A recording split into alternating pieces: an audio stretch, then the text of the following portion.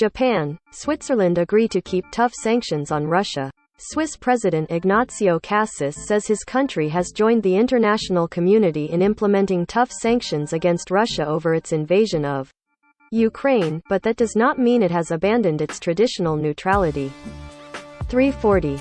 Tokyo, Swiss President Ignacio Cassis said Monday his country has joined the international community in implementing tough sanctions against Russia over its invasion of Ukraine, but that does not mean it has abandoned its traditional neutrality. Cassis and Japanese Prime Minister Fumio Kishida agreed in talks in Tokyo that Russia must be held accountable for attacks on Ukrainian civilians, Japan's foreign ministry said. Kishida, in opening remarks at their meeting, said Russia's invasion undermines the foundation of the international order not only in Europe but also in Asia. Now is the time for the international society to unite more than ever, he said. Cassis, who is also foreign minister, said at a separate news conference that Switzerland strongly denounces war and urged Russia to immediately halt its.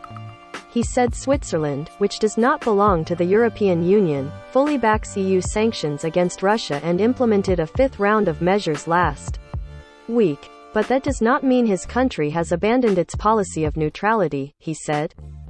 Supplies of war material would not be compatible with neutrality.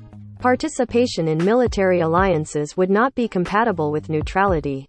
Using one's own territory to transport or fly over war material to war would be incompatible with neutrality.